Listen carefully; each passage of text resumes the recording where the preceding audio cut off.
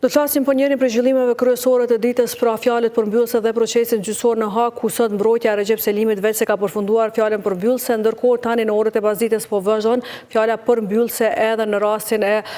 Jakub Krasniqit. Me neve në studio është avokati Ardian Bajraktari, me cilin do të diskutojmë lidhur me procesin e deri tanishëm dhe pritjet nga një vendim i mundshëm i gjykatës speciale. Atëherë, avokat, mirëmbrëma dhe mirë se ke ardhur. Kënaqësi, faleminderit për ftesën. Faleminderit shumë. Atëherë, avokat, fillimisht si ke parë fjalët përmbyllëse të të akuzuarve dhe mbrojtjes të paraqitura e të cilat po shkojnë drejt fundit?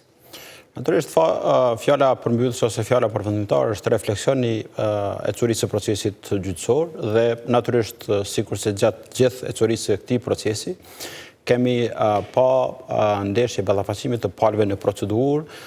të prokurorisë, e cilën e bindjen tonë nuk ka arritur mjaftueshëm të argumentoj ose nuk ka arritur të argumentoj pretendimet e saj për sa i përket tezave të prokurorisë, me theks veçantë në lidhje me strukturën, hierarkinë komanduese dhe natyrisht mundësinë e ushtrimit efektiv të kontrollit si dy prej elementeve esenciale për të vlerësuar përkatësisht konstatuar përgjegjësia komanduese, për dallim prej palës mbrojtëse, e cila natyrisht që siç ka qenë edhe gjatë ecurisë së procesit gjyqësor me dëshmi dhe dëshmitar jashtëzakonisht të besueshëm dhe kredibil, natyrisht edhe me prova të tjera përfshirë raporte kablograme të ngjashme, të cilat natyrisht që shpërfaqin realitetin e cili ka ndodhur dhe ka qenë prezent në vitin 1998-99, si dhe tentativin e prokurorisë në drejtim të uljes së vlerës provuese të provave përkatësisht dëshmive të dëshmitarëve, madje në bindjen time kjo e fundit në përpjekje edhe për të shpërfaqur realitet ndryshe për faktin se t'i atribuohen epitete që nuk kanë qenë të njohur mjaftueshëm me rrethanat e kohës, për shembull zoti Clark, pastaj Rubin, Holbrook, ambasadori Christopher Hill, natyrisht që në bindjen time është absolutisht e paqëndrueshme, sepse po flasim për kategori personash të cilët natyrisht që kanë qenë shumë prezent në rajon, me theks veçantë në Kosovë, madje në njërin prej deklarimeve të tij, zoti Rubin e ka thënë që në atë kohë ka pas edhe angazhime të tjera, mirë, po për një moment i ka thënë zonja sekretarja e shtetit që t'i le angazhimet të tjera dhe të fokusohet këto. Dhe imagjinoni situatën ku një superfuqi botërore të ketë fokusin në një vend kaq të vogël si ka qenë Kosova, e ka thënë po ashtu që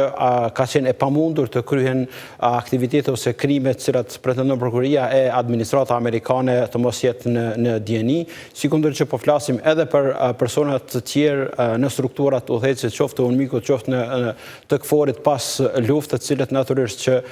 e kanë shpërfaqur gjendjen e rënd kaotike dhe pamundësinë e ushtrimit të kontrollit jo vetëm të UÇK-s, mirë po edhe të strukturave të tjera, për çka natyrisht që është dëshmuar që janë kry krime, kjo ka qenë e vërtet, mirë po që UÇK-ja përveç që nuk ka pas qëllim, nuk ka pas mundësi të kryejë ato krime, nuk ka qenë në gjendje të kontrollojë këto rrethana. Prandaj natyrisht që kjo ka qenë ajo ndeshja e koncepteve, përmes të cilës natyrisht që prokuroria në bindjen time tashmë është shumë e qartë që po tenton ta rishkruaj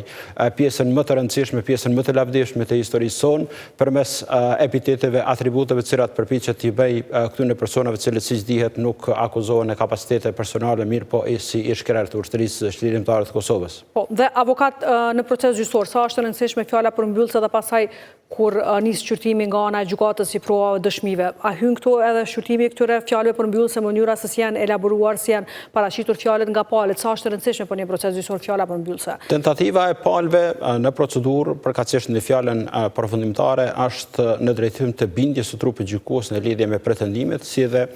ulja e vlerës provuese të provave të palës kundërshtare. Këto vlen theksohet fakti që palët në procedurë paraprakisht kanë pas për obligim që t'i përcjellin me shkrim fjalët e tyre përfundimtare dhe në gjatë kësaj periudhe vetëm të njëjtat i kanë elaboruar. Prandaj kjo ka rëndësi, ka relevant pikërisht në faktin që në rrethana të rasteve është tentativë për ta bindur trupin gjykues me shpresë që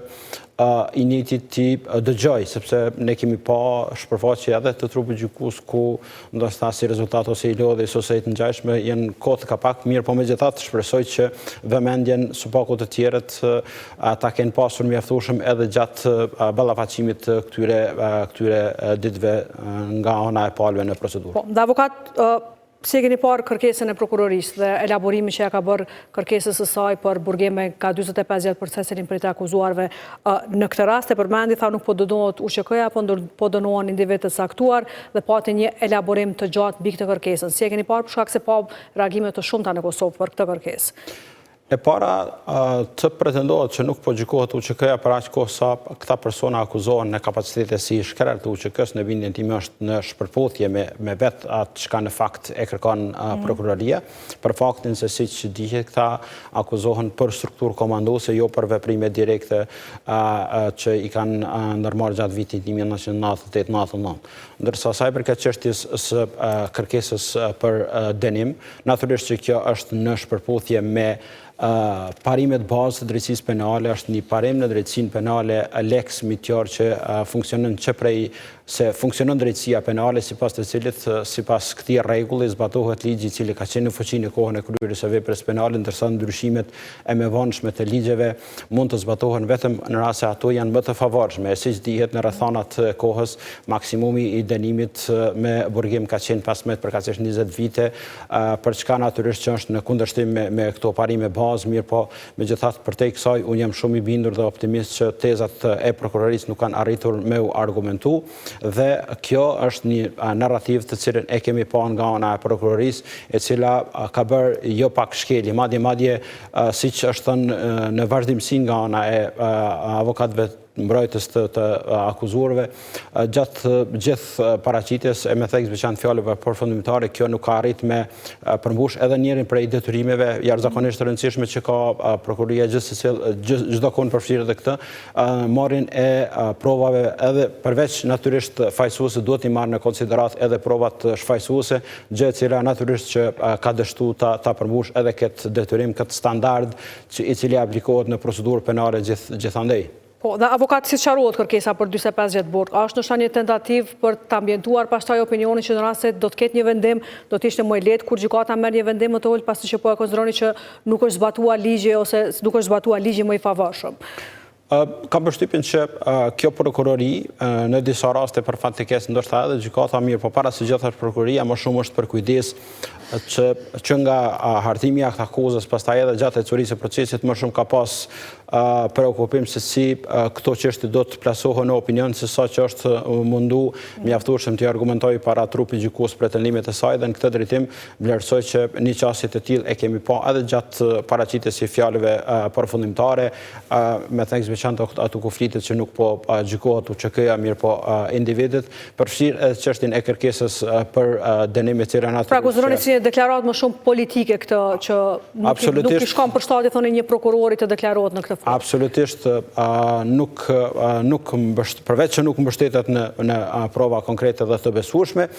natyrisht nuk i shkon për shtatje sepse në instancën e fundit siç e thash, është në kundërshtim me parimet bazë të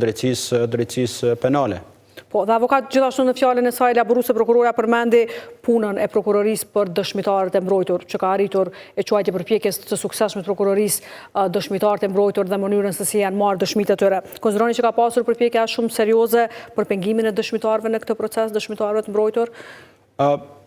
Përfshirë, jo vetëm prokuroria mirë po edhe gjykata, në bindjen time që në krye të herës fillimisht ka dështu për ta mbajtur të informuar opinionin publik në lidhje me disa elemente të cilat e kanë cënu mbarvajtjen e rregullt të procesit. Le të mos harrojmë faktin e daljes në shesh të dokumenteve të vetë kësaj gjykate, për çka natyrisht që njerëz kanë mbajtur në burg, mirë po që në kupton që ka qenë dokumentet të gjykatës, mirë po gjykata nuk e ka njoftuar opinionin publik se ka mbajt dikën përgjegjës dhe ka dhënë llogari dikush për rrjedhjen e këtyre informatave përkatësisht këtyre dokumenteve. Sa i përket çështjes së administrimit të drejtësisë në bindjen time është dështuar për faktin se edhe për kundër faktit që ka pas tentativa, ka pas masa jashtëzakonisht të ashpra, megjithatë le të mos harrojmë të përmendim disa prej dëshmitarëve, sepse ajo e përmendi një dëshmitar që tha me lot në sy ka rrëfy, nuk është mohu asnjëherë që ka pas, domethënë veprime këtu në Kosovë, mirë po fakti që ato kanë ndodhur, le ta rikujtojmë që në kryet herës rastin Panda, çfarë ka qenë në gjendje të bëj armiku ynë në drejtim të vrasjes edhe të fëmijëve, vetëm që ato pastaj ti atribuohen shqiptarëve me theks veçantë UÇK-s. Sa i përket çështjes së dëshmitarëve, vlen theksohet fakti që kemi pas po ashtu dëshmitarë të cilët me zë dhe figure kanë thënë në sallë gjyqi që deklaratat të cilat po i lexoheshin nga ana e prokurorëve nuk kanë qenë deklarata, nuk kanë qenë thënie të tyre, çka nënkupton që ka pas manipulim të tyre. Pastaj kemi pas dëshmitar i cili në fillim ka qenë i mbyllur, por që në ndërkohë janë bërë publike ato, ku në një pyetje që i parashtrohet nga mbrojtja e zotit Recep Selimi e pranon që ka egzageruar, që i ka gëny në drejtim të tentativës për të përfituar nga fondet përkatësisht programe të ndryshme, qoftë për mbrojtje të dëshmitarëve ose për mbështetje të viktimave. Pastaj po ashtu kemi pas dëshmitar që duhet me u cilësu së paku që sharak, por mos me thënë ndoshta edhe për keqardhje, siç ishte ai dëshmitari i rajonit Kaçanikut, hanit e Elezit, ku thonte që jo ma kanë marrë viqin, jo ma kanë marrë lopën, që nënkupton që kanë qenë dëshmi jashtëzakonisht të pabesueshme, jo relevante dhe jo kredibile për procesin. Shto faktin të që kemi një numër të konsiderueshëm të provave cilat janë marrë, janë grumbulluar nga ana e regjimit të Serbisë, kur kemi parasysh regjimin pavarësisht ka qenë i regjimi Miloševićit ose i Vučićit, ato janë thuajse një për sa i përket çështjes së qasjes se kanë ato që kanë pas ato në raport me Kosovën. SB pastaj imazhin e gjykatës apo jo? Jo vetëm që SB rolin dhe imazhin e gjykatës, mirë po në parim këto prova duhemi u shpallë të papranueshme, sepse në instancën e fundit janë në kundërshtim me vetë rregullore në procedurës dhe të provave, sepse rregulla 138 ku bën fjalë për këto çështje thotë në ndër të tjerë në rast se të njëjtat janë mbledhur në kundërshtime të drejtë ndërkombëtare, kur kihet parasysh fakti që një shtet i cili ka ushtruar dhunë, ka ushtruar terror, ka ushtruar gjenocid jo vetëm në Kosovë, mirë po edhe në Bosnjë, natyrisht që a priori ato do duhemi bë të papranueshme për faktin se falja besimit të provave të tilla natyrisht që do të ketë impakt uljen tej mase dhe degradimin e procesit gjyqësor, prandaj natyrisht që janë në kundërshtim me këta parametra, për çka natyrisht që unë besoj që trupi gjykues pavarësisht fakti që si dihet pjesa dërmuese i ka pranuar si prova, mirë po nuk do t'i fal besimin atyre provave me rastin e marrjes së vendimit. Përkundër që ka prova shumë të besueshme, siç e përmendëm çështjen e administratës amerikane, fakti që ka kaluar një kohë relativisht e gjatë nga momenti i përfundimit të luftës, tashmë administrata amerikane ka deklasifikuar një numër të konsiderueshëm të dokumentave që i ka bërë të qasshëm për publikun dhe për rrjedhoi ato flitet edhe përmes raporteve të ndryshme, përmes kablogrameve të ndryshme, flitet për vështirësitë që i kanë pas ata në komunikim me UÇK-n, në komunikim me strukturën politike, për pamundësinë e ushtrimit të kontrollit dhe për hierarkinë, për mungesën e hierarkisë, mungesën e strukturës, çka në fakt natyrisht janë elemente determinuese për të konstatuar përkatësisht përgjegjësia komanduese në rastin konkret. Po, dhe avokat, e kemi parë që gjithkohës është vënë në dyshim fuqia këtyre provave edhe dëshmive që janë parë gjatë procesit. Sa përqind e pjesës tjetër të dëshmitarëve nuk janë dëgjuar dhe a mund të konsiderohen paktën këta më shumë kredibil pjesa tjetër që publiku nuk i ka dëgjuar, apo do duhen ndoshta ndonjëherë publiku të informojnë mbi ato dëshmi? Sa i përket çështjes së informimit të publikut, natyrisht prej elementeve esenciale që ka bërë që kjo gjykatë të ketë nivel relativisht të ulët, gjithnjë më të ulët të besimit, pikërisht ka qenë fakti që ka pas mungesë të theksuar të transparencës. Dhe ne kur flasim për provën, për vlerën provuese të provave, qoftë të palëve në procedurë, për herë flasim i bazën e asaj që kemi pa, mirë po indikacionet janë që edhe atu ka pas jo pak egzagerimi, si siç ishte rasti që e përmenda me rastin e parashtrimit të pyetjeve të mbrojtjes së zotit Selimi, ku një dëshmitar i cili fillimisht ka qenë dëshmitar i mbrojtur, pastaj deklaratat e tyre janë bërë publike, e ka pranuar që ka egzageruar. Prandaj indikacionet përmes këtyre parametrave marrim që afërsisht të ngjashme, por mos më thënë ndoshta edhe për te i kësaj kanë qenë edhe ato dëshmi, mirë po mbi bazën e asaj që kemi pa ne e paraqesim këtë pikpamje përmes të cilës e kemi thënë që në krye të herës që edhe mbase edhe pa dëshmitë të dëshmitarëve të mbrojtjes prokuroria nuk ka arrit me argumentu tezat e saj për sa i përket strukturës komanduese, mirë po në funksion të saj, në funksion të së vërtetës, jashtëzakonisht shumë kanë shku provat dhe dëshmit e dëshmitarëve të mbrojtjes. Dhe avokat tani proceduralisht pas përmbylljes së fjalëve përfundimtare të zgjedhur në këtë proces, cilat janë procedura tjera ose çka mund të presim javën tjetër nga ky proces? Javën tjetër besoj që do të ketë edhe për ta përmbyllur deklarimin e saj përmbylljes mbrojtja e zotit Krasniqi, pas të cilës natyrisht që edhe 4 SHAOQK brenda limiteve që tashmë siç dihet i ka caktuar trupi i gjykues, do të ketë nga afërsisht nga 20 minuta çdo njëri prej tyre, dhe në fund të këtij procesi natyrisht që kryetari i trupit gjykues e konstaton të përfunduar procesin, prej nga ku fillon me rrjedh edhe afati për shqyrtim të provave dhe vendimarrje, sipas rregullorës së procedurës dhe të provave, trupi gjykues nga momenti i konstatimit të përfundimit të shqyrtimit gjyqësor, ka afat si rregull 90 ditë me mundësi shtimi edhe 60 ditë të tjera në rrethana përjashtuese, për anës së cilës natyrisht që duhet ta marrë vendimin dhe ta bëj publik atë, që i bjen afërsisht nga qershori eventualisht korrik, ku në shkallë të parë do të mund ta presim vendimin e kësaj gjykate për sa i përket këtij. Dhe konsideron avokat që mund të kërkojnë afate shtesë marrë parasysh të gjitha këto prova dhe numrin e madh të dëshmive, ka dhe dëshmi të shkruar apo jo që kanë pranuar gjithashtu përveç këtyre dëshmive që i kemi parë. Lëndar të bukur voluminoze, prandaj pres që të ketë një vendimarrje afërsisht në rasio deri në fund të limiteve kohore që përcaktohen me rregullore, pikërisht për shkak se lënda është jashtëzakonisht voluminoze, siç dihet ka me mira faqe material të cilën natyrisht që trupi gjykues do duhet me i shqyrtu. Po, dhe pasi avokat jemi krejt në fund të procesit, çka tregoi ky proces gjyqësor për strukturën komanduese dhe mënyrën e organizimit të luftës së UÇK-s? Ky proces gjyqësor konstatoi që në bindjen time nuk është arrit me argumentu ekzistimi i strukturës dhe hierarkisë komanduese, për çka natyrisht që janë elemente esenciale, për faktin se siç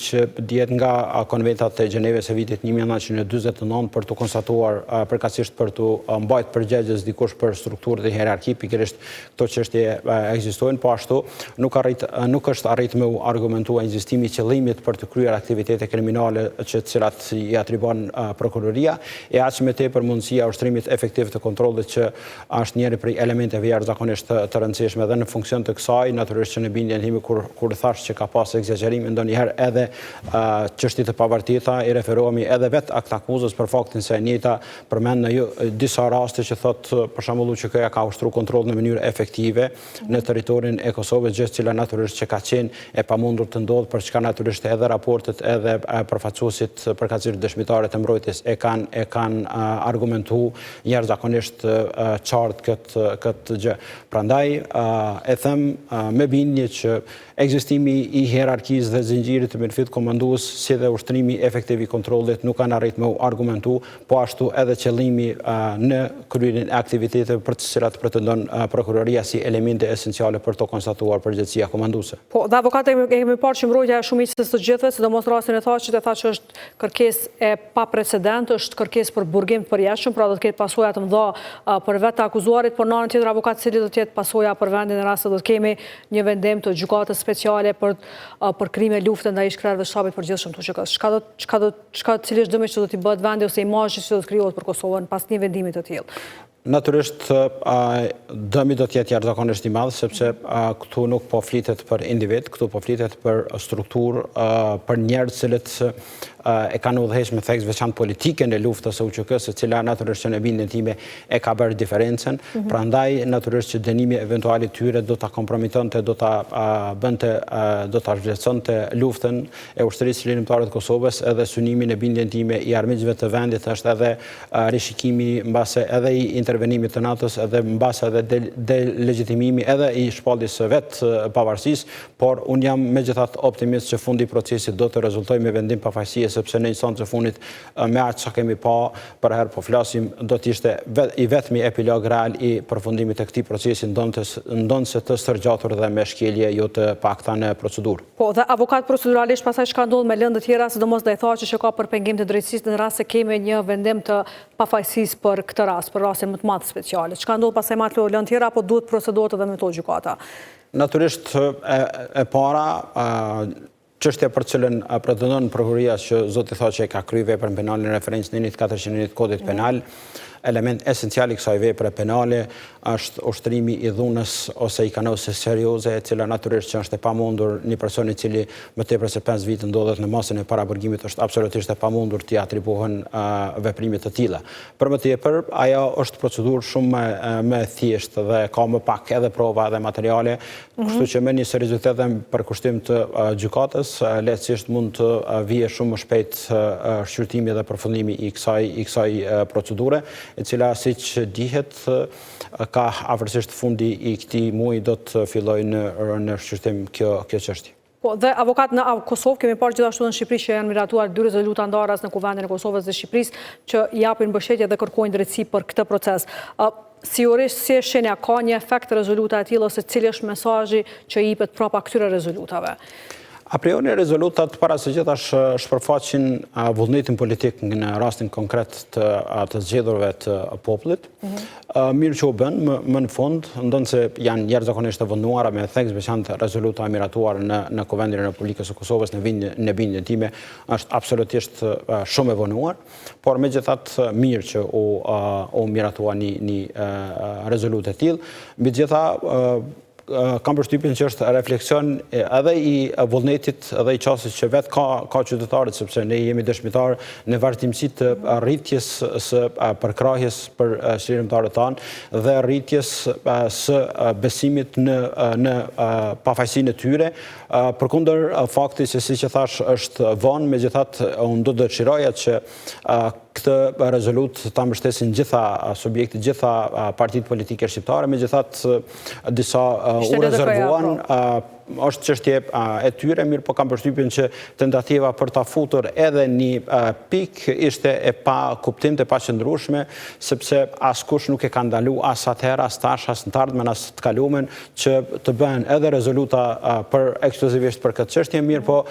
tentativa për ta përfshirë ishte absolutisht e pa justifikueshme, prandaj është çështje e tyre, kjo natyrisht që nuk e zbeh peshën e rezolutës, por shpresoj që e njëjta të dërgohet si mesazh i natyrës politike, shprehje vullnetit politik të zgjedhurve, përmes të cilit natyrisht që mbi gjitha dhe në radhë të parë kërkojnë drejtësi në rastin më të madh dhe më të rëndësishëm për historinë, për të tashmen dhe për të ardhmen e vendit që po zhvillohet në Hag. Dhe avokat në anën tjetër ka pasur gjithashtu kritika, sidomos nga Partia Demokratike, se gjatë gjithë kohës institucionet shtetërore, kryeministri cili edhe ekspozen kësaj radhe e nisi me procesin në Hag, është dashur të mbajnë qëndrim dhe të kenë qëndrim për procesin në Hag. Si jurist, konsideron që institucionet tona do duhet kishin qëndrime të qarta dhe të kishim ndoshta një unifikim të skenës politike sa i përket një qëndrimi në procesin në Hag, apo do duhet ndoshta të kishim qëndrime neutrale derisa ka një proces atje?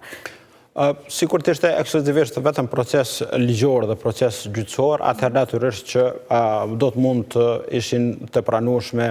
pretendimet e tilla që nuk dojmë me interferu në proces gjyqësor. Mirë po, e para, qeveria në vazhdimsi ka pas një qasje absolutisht ndryshe në raport me sistemin ton të drejtësisë, në sistemin gjyqësor dhe prokurorial, me surme dhe etiketime të vazhdueshme, të cilat i kemi diskutuar edhe me juve dhe gjithandej. Por për më tepër, ky proces nuk është edhe nuk ka qenë proces që duhet me kalu kaq në heshtje nga ana institucioneve, për faktin se atu po gjykohet pjesa më e lavdishme, më e rëndësishme e historisë së vendit tonë, edhe për më tepër ne kemi qenë në vazhdimsi dëshmitar të cilët ku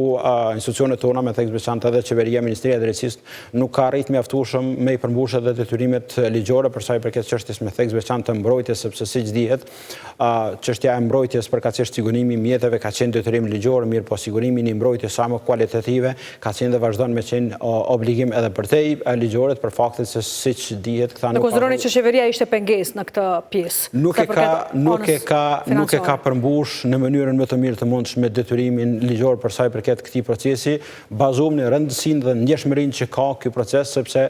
siç dihet mbrojtja në jo pak raste është shoqëruar me mungesë të fondeve të mjaftueshme, të cilat natyrisht që e kanë vënë në jo pak raste përveç në pozitë pa barabartë me palën tjetër në procedurë, kanë vënë në pozitë jashtëzakonisht të vështirë në drejtim të kryerjes me më mirë të detyrave të tyre. Për më tepër kemi qenë dëshmitar që ka pas lëvizje ndryshim të avokatëve,